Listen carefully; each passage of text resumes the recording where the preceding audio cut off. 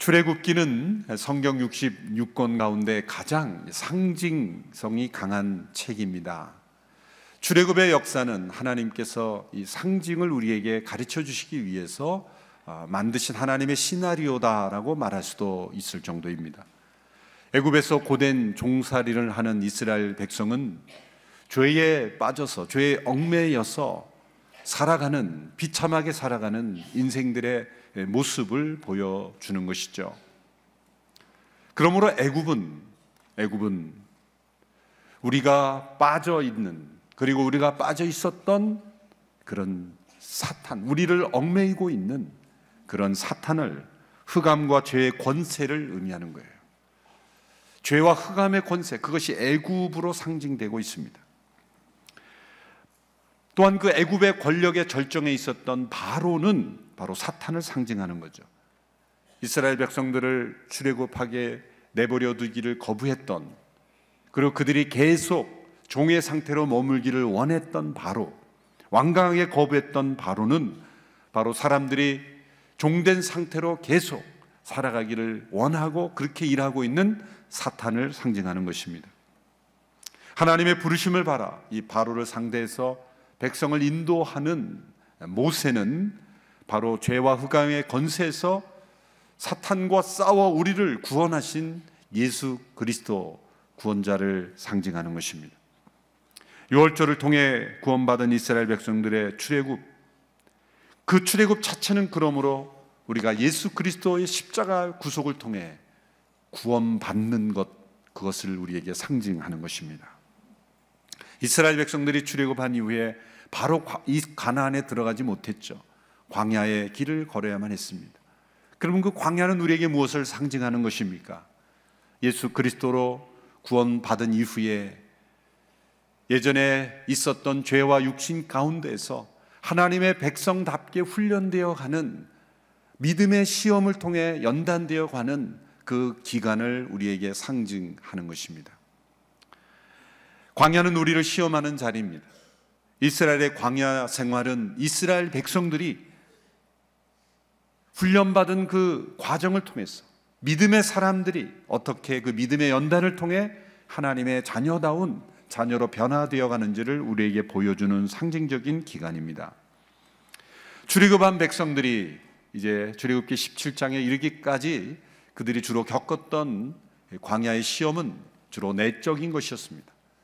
원망과 불평, 물이 쓰다, 물이 없다, 양식이 부족하다, 하나님이 모든 것에 앞서 행하시며 필요를 공급하시고 인도하심에도 불구하고 믿음이 부족하여 염려와 두려움 속에서 불평하고 원망했던 이 내적인 시험들, 그것이 1차적인 것이었습니다.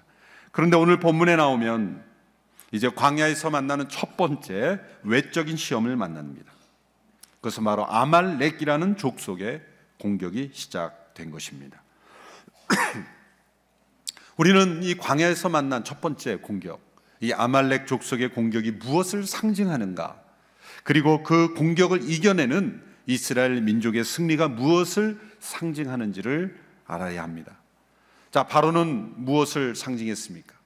출애굽을 방해한 세력, 그것은 구원을 방해하는 사탄을 상징하는 세력이었습니다. 그렇다면 이 광야에서 만난 이 아말렉 족속의 공격은 무엇을 상징하는 것일까라는 것입니다. 그것은 구원받은 이후, 출애굽이 구원이고 바로가 사탄이라면 구원받은 이후 광야를 지날 때 만나는 성도의 시험, 그 시험은 무엇일까? 그것은 하나님과의 동행을 방해하는 세력이죠. 그것은 무엇일까? 어떤 외적인 환경이 아니라 그것은 우리 안에 있는 육신, 죄악된 성향을 의미하는 것입니다. 이스라엘 백성들이 바로로부터 구원받을 때는 전적인 하나님의 역사였습니다.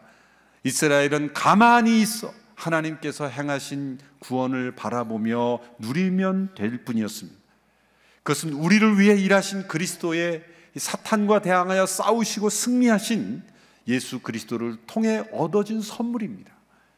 우리가 행한 것 없이 값없이 우리에게 주어진 하나님의 구원과 은총입니다. 그러나 이제 광야에서 만난 이 아말렉과의 싸움은 전적으로 하나님께서 알아서 싸워주시지 않는다는 거죠. 이스라엘 백성들이 그 싸움에 참여함으로 이겨내야만 했던 것입니다. 그것은 무엇입니까? 이것은 우리 안에 있는 죄의 성향과 싸우는, 우리 안에 살아계시는 성령님께서 싸워주시는 싸움, 그러나 우리가 함께 싸워야 하는 싸움인 것입니다. 오늘 본문에서 이스라엘 백성들이 이 아말렉과 어떻게 싸웠으며 어떻게 이겼으며 그리고 하나님께서 그 승리를 어떻게 평가하셨는지를 보면, 이 사건이 바로 이스라엘에게는 물리적인 전쟁이었지만 그 이후에 오는 모든 사람들에게는 하나님께서는 이 전쟁을 상징적 사건으로, 그리고 우리에게 영적인 의미를 주는 영적인 전쟁으로 우리에게 가르쳐 주셨다는 것을 알 수가 있습니다.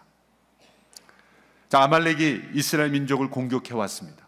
그때 모세가 여호수아에게 사람들을 선발해서 나가서 싸우라고 명령했습니다. 그리고 자신은 하나님의 지팡이를 들고 언덕 꼭대기 위에 올라가 있겠다라고 말했습니다. 여호수아는 모세의 명령대로 사람들을 뽑아 나가서 싸웠고, 모세는 아론과 훌을 데리고 산 꼭대기로 올라갔습니다. 그런데 모세가 그 지팡이를 들고 손을 들고 있는 동안에는 이스라엘이 이기고, 그 손을 내리면 아말렉이 이기는 것이었습니다. 그런데 모세가 계속 손을 들고 있기 어렵자, 그 힘들어 손을 내리게 되자 아론과 훌이 그 모세의 양손을 붙잡아 계속해서 해가 질 때까지, 승리할 때까지 그 손을 붙잡고 있음으로 인해서 승리했다라는 그런 이야기입니다. 매우 이상한 전쟁이죠. 실제 보이는 전쟁의 승패가 나가 싸우는 여호수아의 능력에 좌우되지 아니하고 언덕 꼭대기에 있는 모세의 손이 들려져 있는가 내려져 있는가에 따라 좌우되는 전쟁이었을 것입니다. 이었기 때문입니다.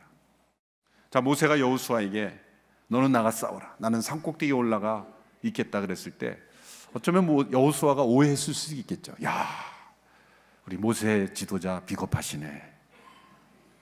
나만 나가서 싸우라 그러고, 죽을지도 모르는 이 전쟁에 나만 나가서 싸우라 그러고, 본인만 올라가서 산 꼭대기, 안전한 꼭대기에 올라가서 계시겠다고, 그러면서 혹 그런 모세가 전쟁하기 두려워서, 전쟁하기 싫어서 자신만 안전한 곳에 있으려고 산꼭대기에 가서 피하고 여호수아만, 부하들만 나가서 싸우라고 한 게 아닌가라는 그런 오해를 할 수도 있지 않습니까?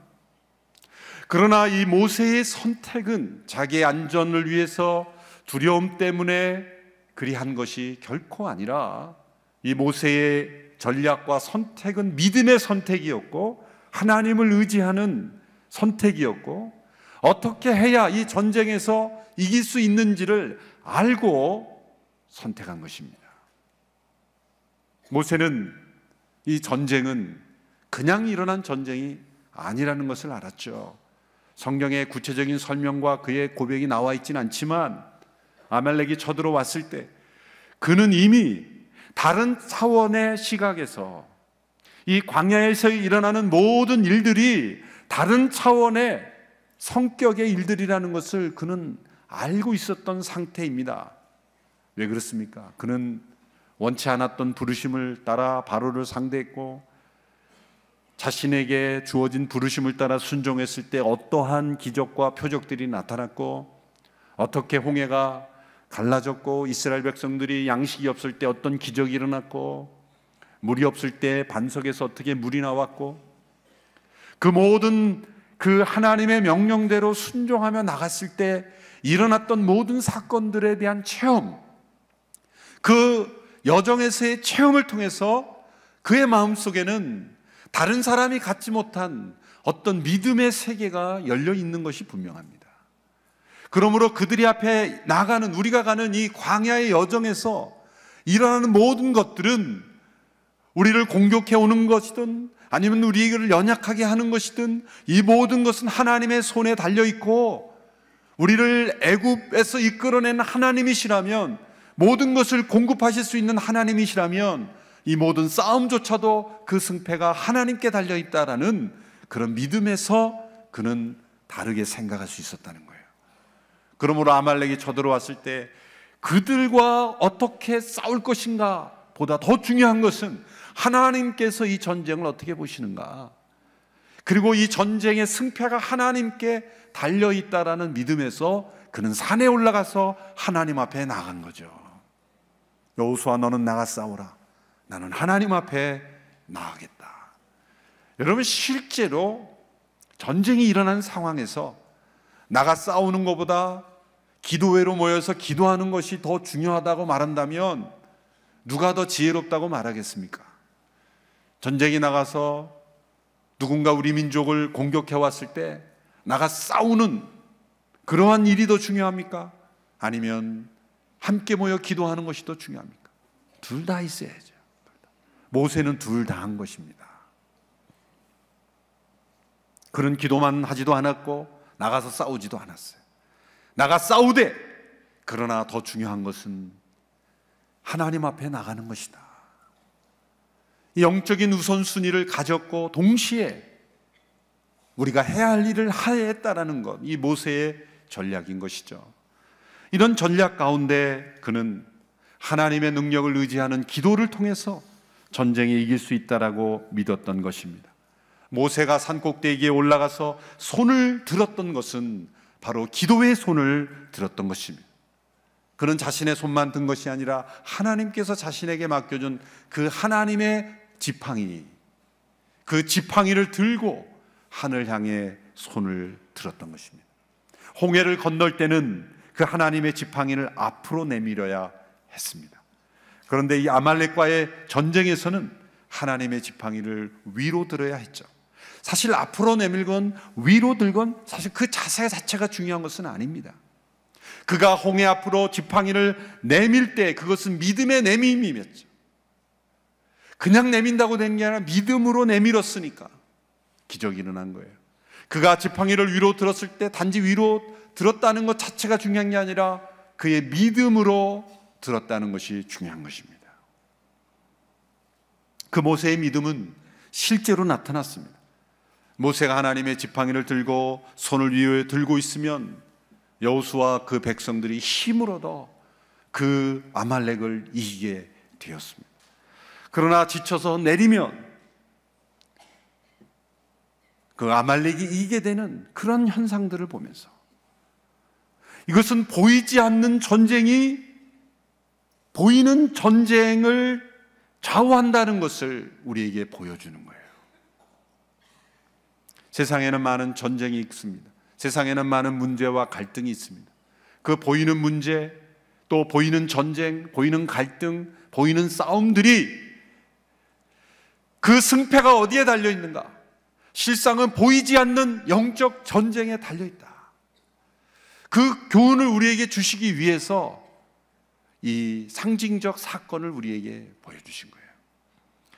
오늘날 동일하게 어느 민족이 싸우는데 산꼭대기에 올라가서 지팡이 들고 그대로 이 시뮬레이션 그대로 이렇게 손을 들고 있다고 전쟁에서 이긴다는 보장은 없습니다. 성경을 그렇게 적용하라고 이 사건을 주신 것은 아니에요. 이 원리를 적용해야 되는 거예요. 원리를. 전쟁이 일어났으니까 그대로 산꼭대기에 올라가서 지팡이 들고 있으면 이긴다? 그거는 아니죠. 이것은 하나님께서 모세를 통해 주신, 모세가 성령 인도하심을 그 상황 속에서 주어진 어떤 형태와 어떤 사건이었습니다. 그 상징이 우리에게 가져다 주는 원리를 우리는 깨닫고 우리의 삶 속에 이 역사에 적용하면, 그러나 동일한 승리는 우리에게 주어질 수 있다라는 거죠. 그 형태와 방법을 그대로 카피하라는 게 아니라 그 원리와 의미를 적용할 때 동일한 승리가 우리에게 주어질 수 있다는 거죠. 앞서 말씀드렸지만 바로로부터 구원받은 것은 바로 우리의 행함을 따라 주어지지 아니하고 예수 그리스도께서 우리를 위하여 대신 십자가에 못 박히신 전적인 하나님의 역사로 우리가 구원받은 거예요. 여기에는 우리의 참여나 우리의 공로나 어떤 우리의 노력과 우리의 행한 것이 더해질 수 없는 거예요. 바로로부터 구원받는 거예요. 그러나 광야에서 만난 이 아말렉과의 싸움은 우리의 믿음의 참여가 필요한 거죠. 우리의 적극적 순종이 필요한 거죠. 우리가 보이지 않는 전쟁의 원리를 알고 이 전쟁을 싸워야 우리에게 승리가 주어지는 거예요. 모세는 중보기도로 기도의 손을 들고, 여호수아는 실제 나가서 싸우는 전쟁으로, 이렇게 함께 싸우는 전쟁을 통해 우리가 승리를 경험하게 되는 것입니다. 성령님은 우리 안에서 우리를 위하여 싸우고 계세요. 그 싸움을 성령님이 대신 알아서 해주는 게 아니라 우리가 함께 이 모세와 여호수아처럼 그 싸움에 함께 참여함으로 우리는 승리할 수 있다는 거예요. 그래서 이런 기도는 합당하지 않은 거죠. 성령님 다 물리쳐 주십시오. 마음만 기도하면 안 되는 거예요. 내가 물리칠 수 있도록 내가 순종하고 참여하고 그리고 순종하고 드려야 되는 거예요. 이 영적 싸움의 승리를 내가 참여함으로 이겨내야 하는 것입니다. 하나님께서, 성령님께서 다 알아서 해주십시오 라고 하는 태도는 합당하지 않은 거죠. 이 아말렉과의 전쟁이 우리 안에 있는 육신과의 싸움을 의미한다는 세 가지 근거가 있죠. 첫 번째는 이 아말렉이 이스라엘을 공격한 시점과 유의입니다. 출애굽기 17장에서 우리가 잠시 건너뛰었지만 17장 전반부에 보면 르비딤이라는 곳에서 물이 부족할 때 하나님께서 바위에서 물이 터져 나오게 하셨어요. 이 구약의, 특별히 출애굽기의 사건들은 매우 상징성이 강하다 그랬죠. 광야에서, 반석에서 물이 터져 나왔다라는 것은 예수님께서도 후에 해석하셨듯이 물이 터져 나온 것은 바로 우리 안에 있는 성령의 역사가 터져 나왔다는 것, 우리 안에 성령의 생수가 흘러 넘친다는 것, 그것을 의미하는 것이죠. 광야를 사는 인생 가운데, 메마른 그의 인생 가운데 성령의 역사심이 시작되었다는 거예요. 이 아말렉 족속이 왜 이스라엘을 공격했습니까? 물 때문이 아니겠어요? 광야를 돌아다니는 이 유목민들이 물이 터져 나왔다는 소식을 듣고 그 물을 탐내지 않았을까요? 그래서 그 물이 탐나서 이스라엘 백성을 공격한 거죠. 그것을 자기 것으로 만들려고. 여러분, 우리 안에 언제 이 아말렉이 공격해 옵니까? 언제 육신과의 싸움이 시작이 됩니까? 사실 우리가 출애굽하기 이전에는 그런 우리 안에서 일어나는 영적 전쟁이 무엇인지도 몰라요. 알 수도 없어요. 싸움을 걸어오지도 않습니다. 왜 그렇습니까? 우리 안에 성령의 역사심이 시작되지 않았기 때문이에요. 한편이기 때문이죠.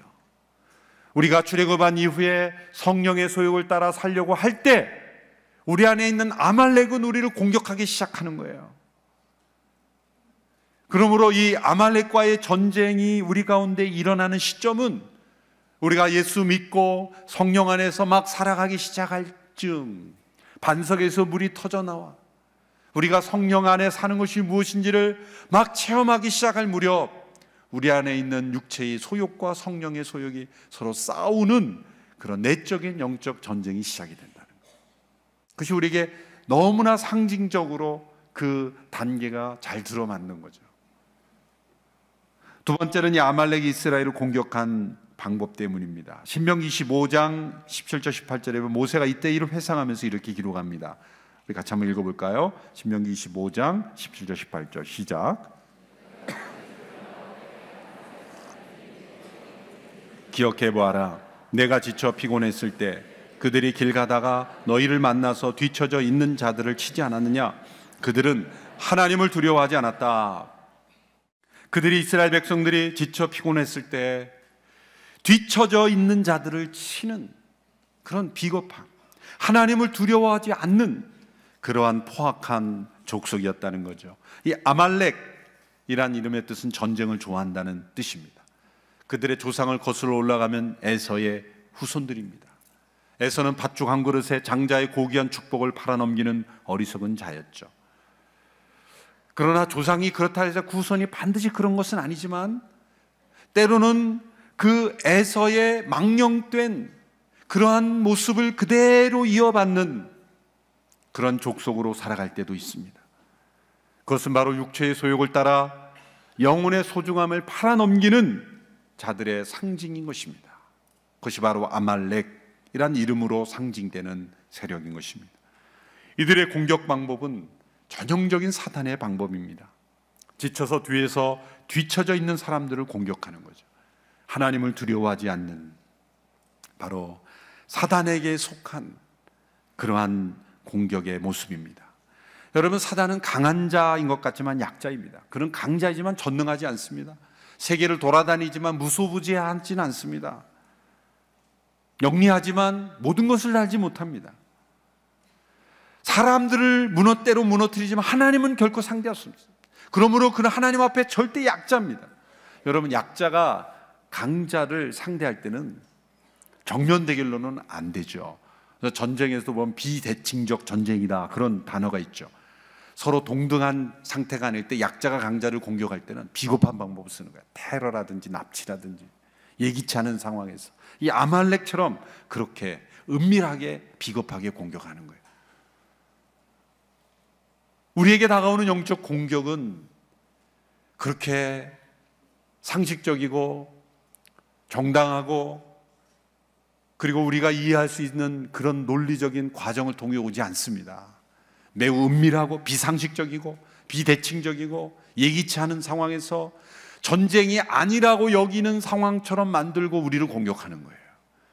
여러분, 사탄이 우리를 무너뜨릴 때, 우리를 죄의 소욕에, 육체의 소욕에 넘어뜨릴 때 모든 걸 다 설명해주고, 내가 이제 너를 공격하려고 하니 너 준비됐니?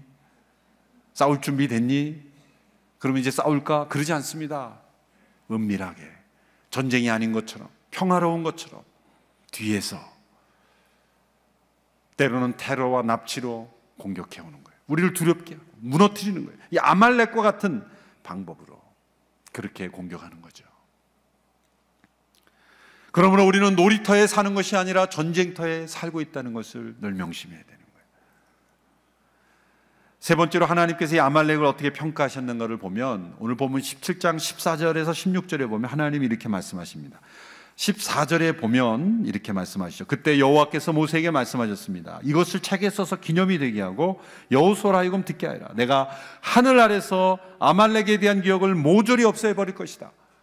하늘 아래서 아말렉에 대한 기억도 없애버리는 거예요. 그리고 16절에 보면 여호와께서 대대로 아말렉을 대적해 싸우시겠다고 맹세하셨다. 왜 하나님께서 아말렉에 대한 기억을 모조리 없애버리고 그리고 대대로 싸우시겠다고 말씀합니까?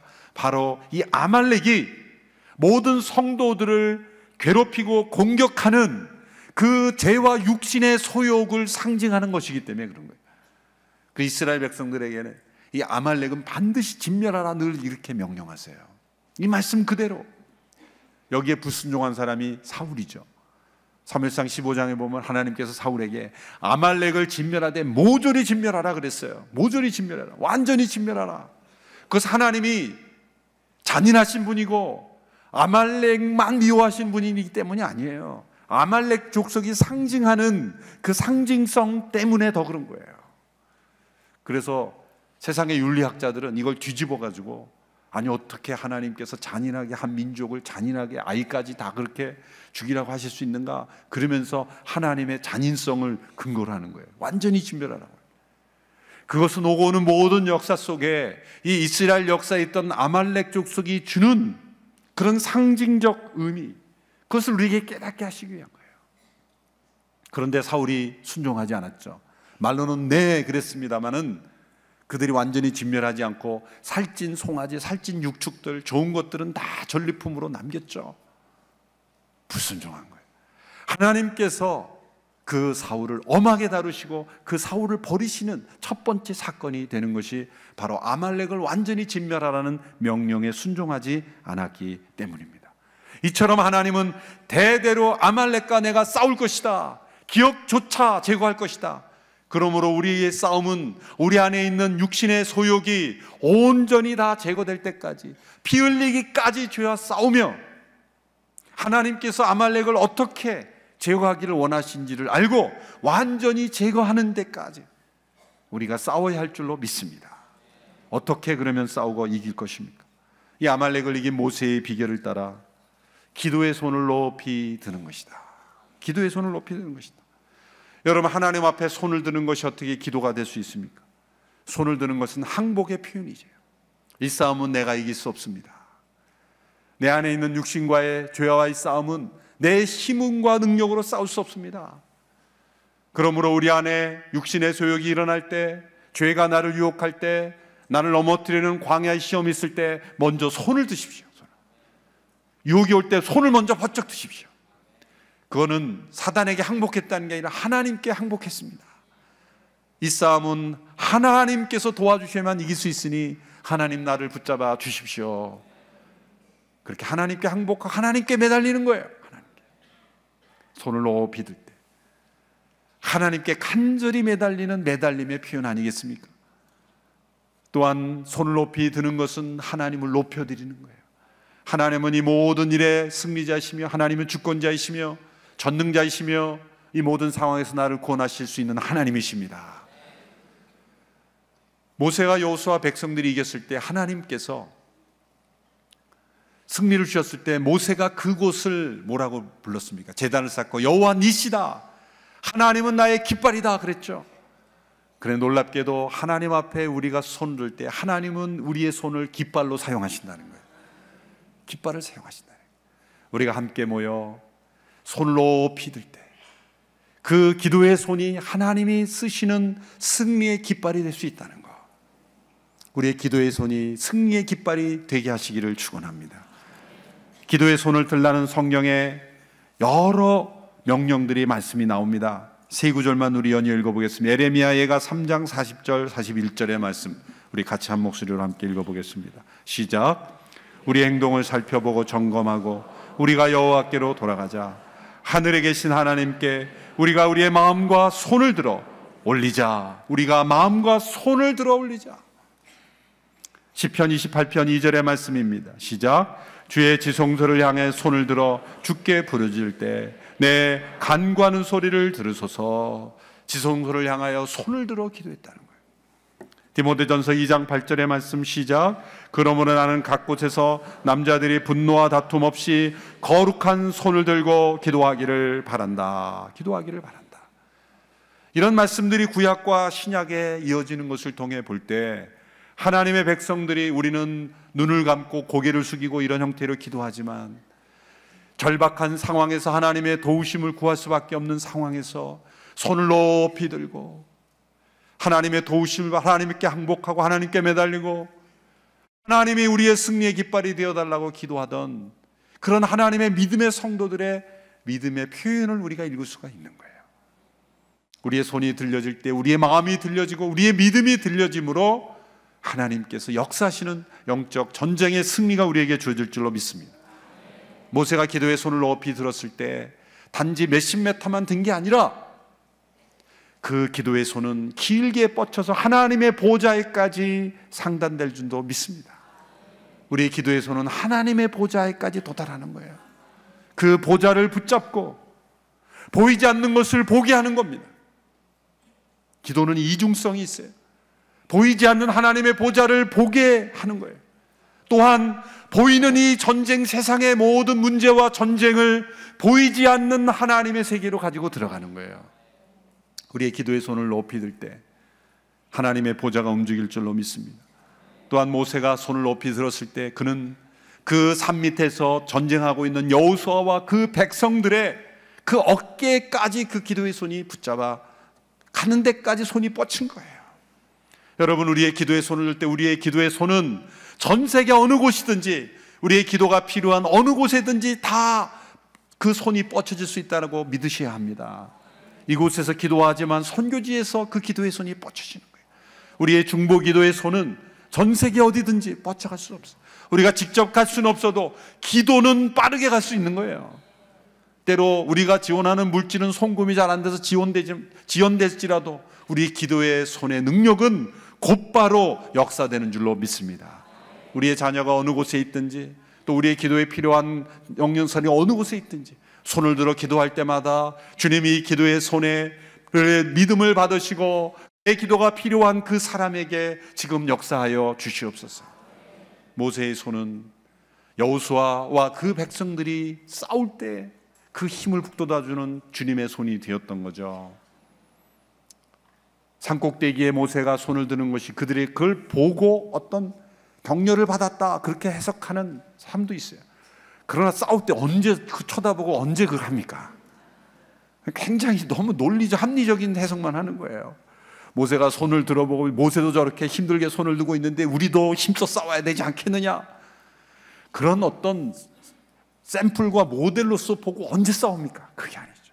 기도의 손을 들었을 때 하나님의 손이 그들의 어깨를 붙잡아 주었고 그들의 연약한 무릎을 붙잡아 주므로 영적 전쟁에서 놀라운 승리가 일어나는 거예요. 그런 체험 많이 하지 않습니까? 저도 기도하시는 분들이 저에게 연락 주시고 그러면 전 세계 어디 있든지 저를 위해 기도할 때 놀랍게도 기도하고 있다고 연락하고 이렇게 연락해 보면 내가 힘들 때예요. 어젯밤에 꿈을 꾸어서 제가 막 시달리고 있는 꿈을 꾸어서 막 간절히 기도했다는 거예요. 근데 놀랍게도 그 꿈에 저의 상태가 다 나타나는 것 같아요. 무서운 분들이 많아요. 기도하기 때문이죠. 중보 기도하면 하나님께서 그 손을 기도의 손으로 하늘의 보좌에까지, 그 기도가 닿는 모든 사람들까지 그 손이 길어진다는 거예요.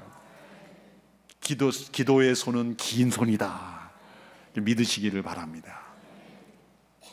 보이지 않는 하늘 보좌, 이 세상 어느 끝까지 기도의 손은 하나님께서 사용하시는 승리의 깃발이 될 수 있다.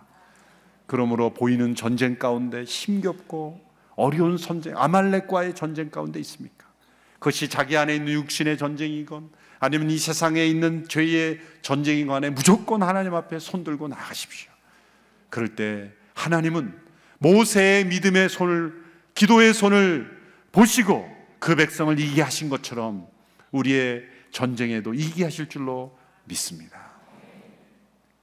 이 시간 함께 우리가 두 손을 높이 들고 하나님 앞에 함께 기도하기를 원합니다. 주님, 내 안에 있는 모든 육신의 소욕을 싸워 이기는 자가 되기를 간절히 원합니다.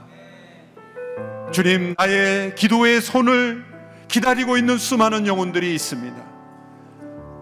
주님, 내 기도의 손이 하늘 보좌에 도달하기를 원합니다. 내 기도의 손이 수많은 영혼들을 살리는 하나님의 깃발이 되기를 간절히 원합니다. 우리가 함께 기도하며 나아가겠습니다.